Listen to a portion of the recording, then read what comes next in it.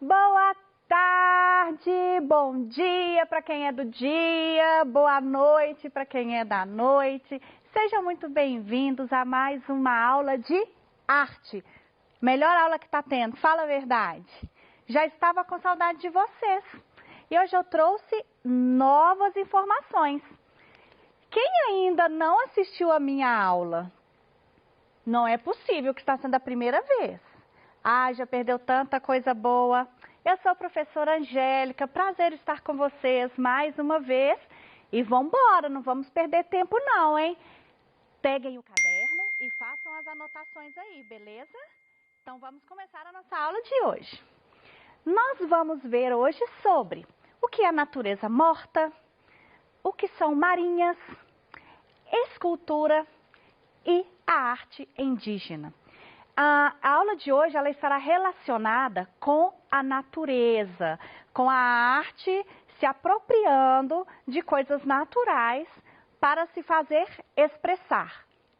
Vamos ver então. Natureza morta. Eu não sei quanto a vocês, mas eu tinha um problema com esse termo natureza morta. Eu achava que natureza morta era uma coisa assim, sem vida, murcha, sabe? Folhas murchas. Mas não é isso. Natureza morta quer dizer que algo não tem mais vida ou nunca teve vida. Por exemplo, um artista que pinta uma jarra. Uma jarra é um objeto inanimado, ou seja, ele nunca teve vida, ele não vive. E isso, em arte, é considerada a representação de uma natureza morta. Então, se eu retiro flores, mesmo que elas ainda estejam lindas, mas só pelo fato dela não estar mais plantada, ela já não tem mais vida. Logo, será considerada natureza morta. Então, eu escrevi aqui para vocês. É um gênero das artes visuais que representa objetos, garrafas, louças, arranjos, frutas, legumes e animais. Vão ser considerados natureza morta. Eu trouxe um exemplo de um artista que eu até já mencionei ele em outras situações, que é o Giuseppe Arcimboldo. Esse artista, ele é pintor, pintor, retratista da corte. E ele encontrou uma maneira muito diferente de fazer retratos de pessoas. Tanto que na outra aula que eu mencionei esse artista, a gente estava falando sobre caricatura. Porque ele fazia montagens com natureza morta. Ele usava flores, vasos, legumes, verduras, frutas para fazer as suas montagens. Olha esse exemplo. O que me parece? É uma vasilha, né? Que tem legumes, cebola, cenouras, enfim, outras coisas. Mas olha a pegadinha do Giuseppe. Tadã! Ele também criava uma ilusão de ótica. Quando você vira a imagem, olha lá um rosto representado com legumes. Confesso que é bem estranho, né?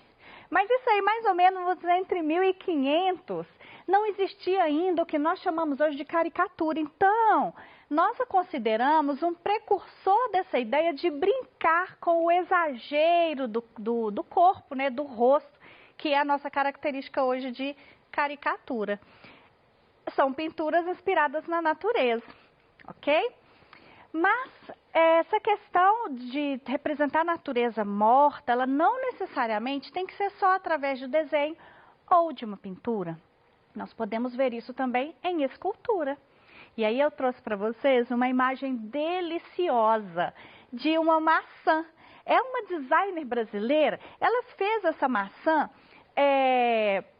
para uma empresa de designer.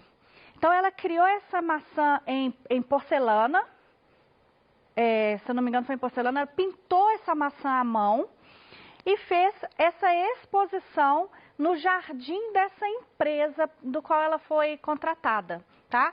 Aí foi cerâmica, isso, ela é cerâmica pintada à mão. Pode-se escolher a cor, que gostaria de ter na maçã e essa maçã ela fica exposta, ou seja, é uma escultura de uma maçã que já caiu do pé, então se ela não está no pé, ela é uma natureza morta, beleza?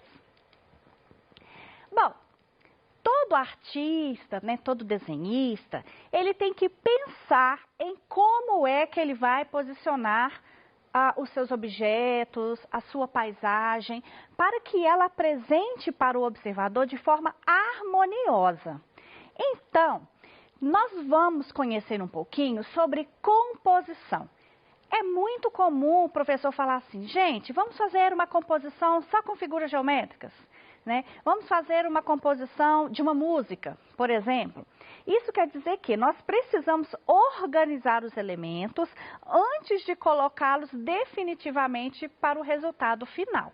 Eu trouxe para vocês um trabalho do Arthur Bispo do Rosário. O Arthur Bispo, ele criava esculturas ou assemblagens, melhor dizendo, com materiais que tinha disponível. O Arthur Bispo, ele estava internado em uma clínica porque ele estava com alguns problemas psicológicos. E dentro dessa clínica, ele começou a desenvolver o seu potencial criativo, que foi fazer montagens, assemblagens com os objetos que ele encontrava por lá. Eu achei bem interessante este trabalho dele, que ele organiza canecas, ele organiza garrafas e ele pensa em como esse material vai ser disposto. Ele não simplesmente pendurou lá sem pensar em nada. Olha só, ele organizou, todas as canecas estão viradas para o mesmo lado, todas as garrafas estão unidas, preenchidas com padrões de cores, as próprias rodas, né, elas se encaixam uma na outra. Então, esse pensar na organização, nós chamamos de composição. Na arte, vocês já devem ter visto, talvez em matemática, uma palavra chamada simetria. Na arte, ela também existe. E você pode pensar nessa questão da simetria, ou seja, lados iguais, para você fazer uma composição equilibrada. Ou não. Você também pode ter a intenção de criar uma movimentação. Nesse caso, você tem que pensar na assimétrica. Um peso grande de um lado e do outro lado uma coisa mais suave, mais leve. Então, você vai causar no seu desenho um desequilíbrio, ok? Marina. Marinha. O que significa esse termo? Nós vamos utilizar marinha para todas as obras que representarem assuntos relacionados ao mar. Olha que beleza, que vida boa, eu queria estar lá agora nesse mar, mas não tô, né? Enfim, vamos lá. Eu peguei uma imagem para vocês de um baixo relevo de muito tempo atrás. É possível vocês observarem aí que nós temos a representação de um barco, certo? Esta representação, mesmo ela sendo muito antiga, ela vai ser considerada uma marinha. E já que eu falei que aquilo era um baixo relevo, eu trouxe esse conceito para vocês. Professora, mas o que é um baixo relevo? O baixo relevo, ele é usado no campo da arte para nomear a técnica que consiste na criação de figuras que emergem minimamente de seu plano. Sabe a moedinha? Quando você pega a moedinha aí que a gente brinca de cara ou coroa, né? O desenho dela, ele tem um relevozinho, pequeno, mas ele tem. Tanto é que se a gente faz aquela técnica de frotagem, já fizeram isso? Façam. Você pega a moedinha, coloca uma folha de papel sobre ela e colore. Você consegue captar aquele desenho no papel. Por quê? Porque ele está em relevo. Então, é possível nós tirarmos, né, copiarmos o desenho de coisas que têm relevo, ok? E aqui eu tenho uma pintura que eu gosto muito pelo uso das cores, que é barcos de pesca na praia. Quem pintou foi Van Gogh. E eu sou apaixonada por cores, né, gente? Vocês sabem disso. E essas cores, elas não são reais, percebem? Que não são cores que a gente vê no dia a dia de frente ao mar, por exemplo, né? Ele usa as cores aqui bem puras e bem vivas. Então, é uma representação à beira do mar, tem barco. Como é que a gente pode classificar essa obra? Como uma marinha, beleza? Bom, e agora nós vamos entender um pouquinho do bidimensional e do tridimensional. Isso dá um pano para manga que só. Olha só um exemplo. Eu coloquei aqui um cubo mágico. Aí eu vou te fazer uma pergunta. Esse cubo mágico aqui na tela, ele é bidimensional ou tridimensional? Ele é bidimensional. Mas, professora, ele dá para ver profundidade. Sim, nós conseguimos ver, porque o desenho cria essa ilusão de 3D. Mas eu vou te fazer uma pergunta. Você consegue ver a outra parte desse dado, desse cubo mágico? Você consegue ver aqui atrás? Não consegue. Por isso, ela é uma representação bidimensional. O que vai acontecer? Nós temos aqui uma altura, certo? Representada aqui. Nós teremos uma largura, ok? Então, eu vou acrescentar outra largura, outra altura. Aqui eu formo um quadrado. É um desenho bidimensional. Mas, se eu trabalhar com linhas em diagonal, certo? Eu crio a ilusão de profundidade. Então, essa linha inclinada aqui, ela vai representar para a gente a profundidade. E isso causa a ilusão de que esse desenho é para vocês uma forma tridimensional. Mas é só uma ilusão, ok? Então, a escultura já é diferente. Eu até coloquei uma imagenzinha para vocês aqui, ó, para que vocês possam perceber os seus 360 graus. E eu trouxe o meu cubo mágico. Alguém aí sabe? Porque eu não sei não. Se eu desembolar ele aqui, balalato, nunca mais eu volto ele para as mesmas cores. Alguém souber, me dê uma dica aí, por favor, tá? Aquele cubo que estava lá era bidimensional. E esse aqui é tridimensional? Sabem por quê? Porque eu consigo ver aqui, aqui, eu vejo aqui e vejo aqui. Vocês são capazes de ir na casa de vocês me falarem qual é a cor que está do meu lado aqui? Você não tem como fazer isso. Porque eu estou na TV, né, gente? E aí na TV eu fico bi, né? Eu não fico tri. Mas você pode me garantir que aqui atrás é semelhante com as partes aqui da frente? Também não pode, né, gente? Porque nós só podemos falar de uma escultura depois de olhar 360. Vamos ver o que tem aqui atrás? Será que é qual cor? Tchan, tchan, tchan, tchan. Nenhuma! Eu estraguei o meu brinquedo e fiz uma carinha para vocês. Viu? Surpresa! Por isso é que nós não podemos falar que nós conhecemos uma escultura sem passear por ela nos 360 graus. Viu? Eu causei uma surpresa em vocês. E assim nós também podemos ser surpreendidos em outras situações. Não vamos esquecer mais sobre bidimensional e tridimensional, né?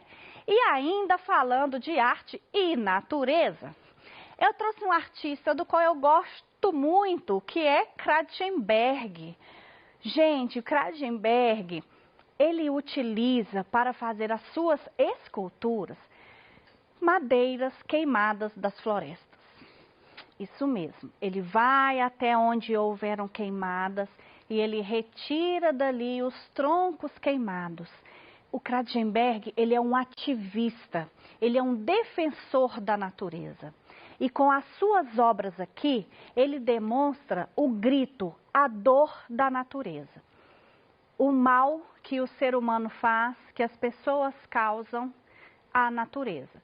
Então, ele vai utilizar os troncos queimados, a parte colorida, ele também vai usar pigmentos naturais. Tudo isso para que as pessoas percebam, né, a tristeza que é o desmatamento. Beleza? Eu gosto muito desse artista. Gente, ele tem uma casa de madeira numa árvore que é um sonho. Depois vocês pesquisam para vocês verem. E arte indígena. Querem conhecer povo mais defensor da natureza do que o povo indígena? Não há, tá? Os indígenas, eles têm uma dinâmica de consumo muito bem trabalhada, tá? Eles não consomem além daquilo que a natureza pode oferecer. Eles conseguem retirar e, ao mesmo tempo, colocar ali subsídios para que aquela natureza continue oferecendo para eles o pão deles de cada dia, vamos dizer assim. Respeitando períodos onde os peixes vão ter a desova, eles respeitam as regras da natureza. Nós temos muito a aprender com os indígenas nessa situação de preservação ambiental. Então, até a arte dele vai ser utilizando produtos, matérias-primas retiradas da natureza. Máscaras, por exemplo, feitas em cascas de árvore. Cestaria, né, que é utilizado para uso doméstico. Eles vão fazer essas cestas com palha, trançadas. Observem que tem desenhos. Esses desenhos aqui nós chamamos de grafismos. Cada povo indígena tem o seu próprio grafismo que o representam. Vocês sabiam disso? O desenho, ele vai classificar, ele vai dividir o povo, vamos dizer assim. A gente consegue reconhecer cada povo em função dos desenhos. A arte plumária, né, que vai ser os cocares, brincos, colares, que eles vão se utilizar de penas e plumas. A cerâmica, feita manualmente ali no barro, depois queimada no forno. E, por último, eu deixo para vocês uma atividade bem natural. Crie arte com recursos naturais. Ponto final. Querem um exemplo? Eu vou dar um exemplo, mas não copiem. Eu já vi uma artista que na minha casa dá para fazer isso demais, gente. Perto da minha casa tem muitas árvores. E aí caem umas florzinhas amarelinhas lá, muito, e eu tenho que varrer aquilo todo dia.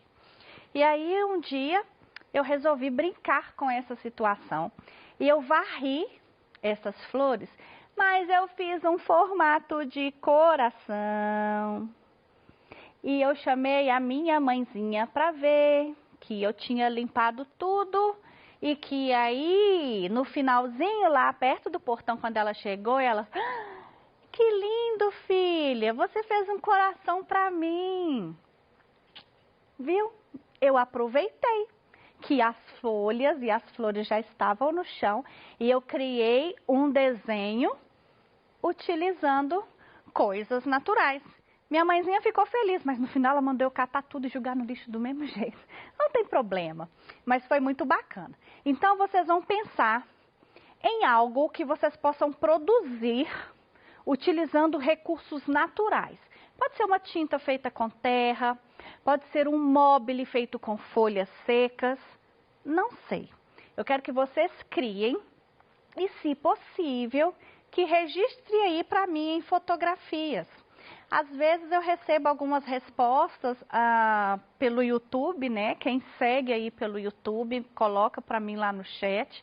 É uma maneira que nós temos de nos comunicar. E vocês podem mandar também as fotos para o WhatsApp. E aí eu dou um retorno para vocês, está bem? Bom, eu espero que vocês tenham gostado da aula de hoje, que tenham aprendido um pouco mais sobre arte. e eu aguardo vocês ansiosa para a nossa próxima aula. Combinado? Gente, um grande beijo no coraçãozinho de cada um. Até mais. Tchau!